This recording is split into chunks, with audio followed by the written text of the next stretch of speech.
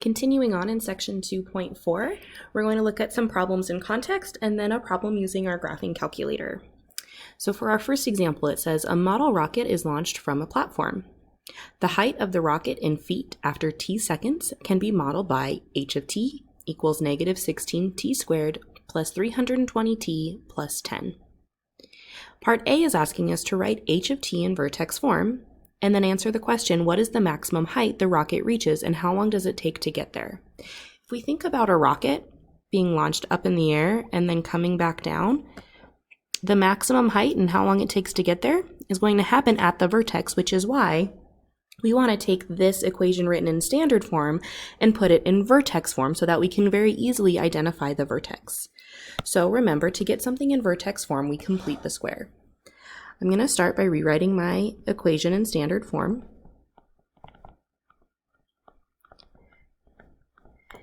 And then if I want to make this into a perfect square trinomial, I need to first factor out this leading coefficient and then kick out my last term. So when I do that, I have negative 16 on the outside, t squared. Negative 16 times negative 20 would give me this 320t. Then I leave my blank space and have the plus 10 on the outside. To fill in this blank space, remember I take half of this middle term, so half of negative 20 is negative 10, and then I square that number, and I get positive 100. I know it looks like we just added 100, but we actually added negative 16 times 100. And negative 16 times 100 is negative 1600.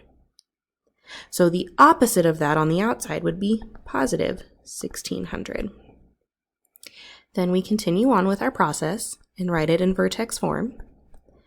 These three terms, t squared minus 20t plus 100, as a perfect square would be t minus 10 squared. If you actually square t minus 10, if you do t minus 10 times t minus 10, you should end up with this t squared minus 20t plus 100. And then 10 plus 1600 is 1610. So this is now my same equation, just in vertex form.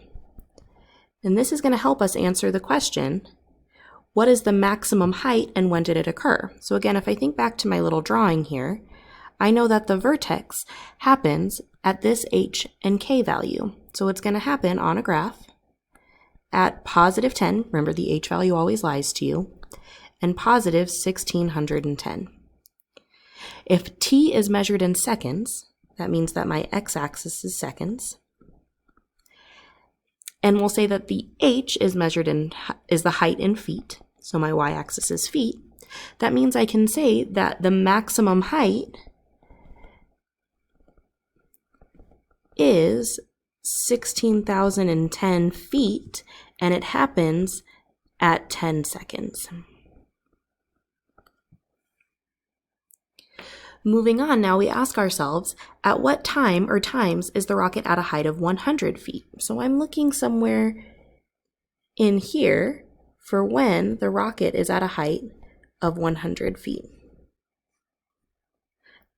Since I know the height is 100 feet, I can substitute the number 100 in for h here and use inverse operations to solve for t.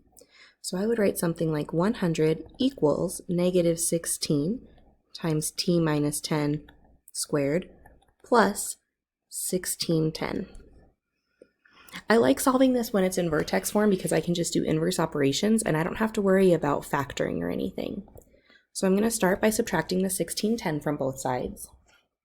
If you need a calculator, that's fine for this one. 100 minus 1610 is negative 1510. Equals now negative 16 times t minus 10 squared.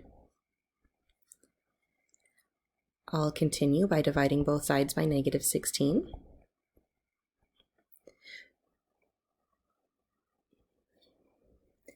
And I got 94.375 equals t minus 10 squared.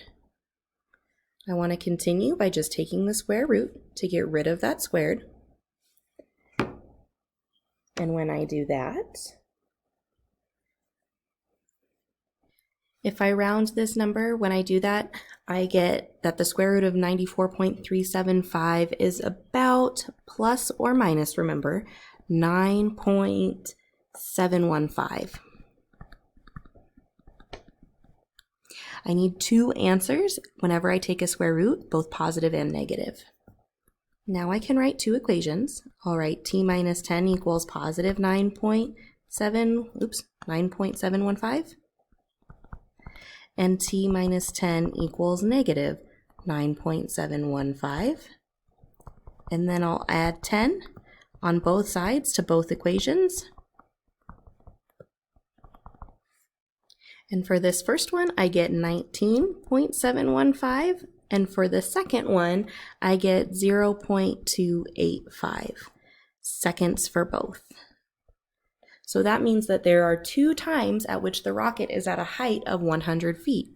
Once at like 0.285 of a second when it's first going up into the air, and again at like 19.715 seconds when it's coming back down. Lastly, for this problem in context, we want to know the interval of time that the height of the rocket is greater than 385 feet. So if I'm looking at this diagram, again, here's my 385. I want to know when the height, when this function is bigger than the number 385. So when I set up my equation, I know it's not going to be an equal sign. I'm just putting that there right now so that we can figure it out from there. I'm asking when the function is greater than the number 385. So I'm going to change my equal sign to an inequality and ask when is this function bigger than 385, and I'll solve from there. I want you to rewrite this using the related equation and solve using inverse operations. Pause the video and then check your work, and we will test our numbers on an interval after you check your work to make sure that you solved correctly. All right, so you've paused your video. You've worked with this related equation now using just inverse operations. So when I did this, I started by subtracting 1610, then dividing by negative 16. Then I took the square root to get a positive and a negative 8.75. And then I came over here and I added 10 to get t by itself for 18.75 and 1.25.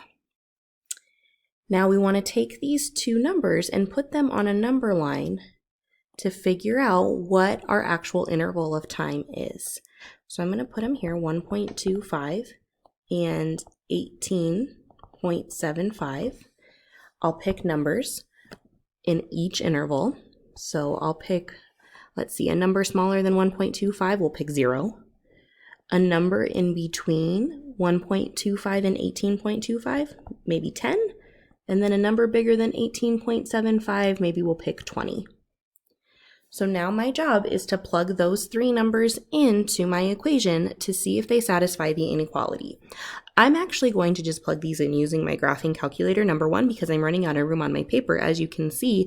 And number two, I want to make sure I don't make any sort of small arithmetic mistakes when I'm working with numbers that aren't as nice and clear. So pause the video, find your graphing calculator, and I'm going to do the same.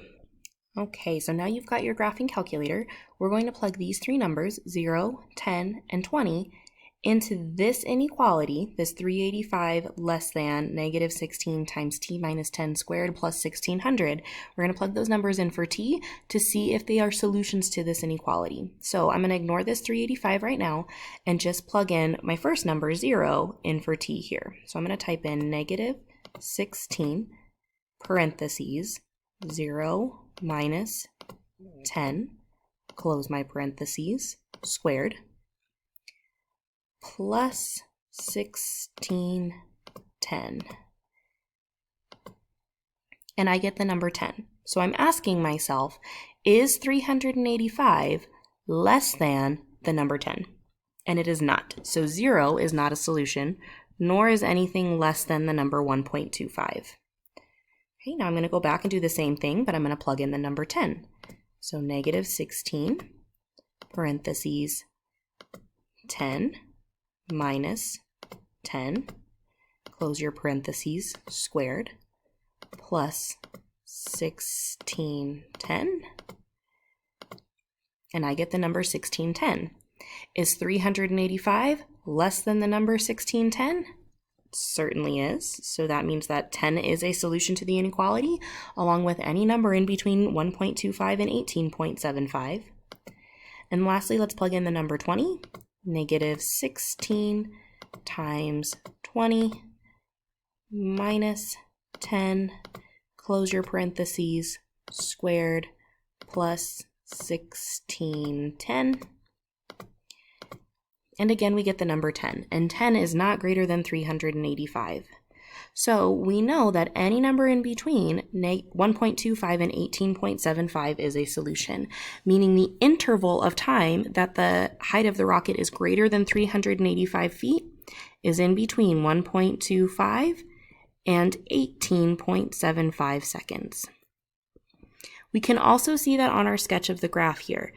This intersection would have been 1.25 seconds, and this intersection would have been 18.75 seconds. So any time in between there, the rocket was above 385 feet.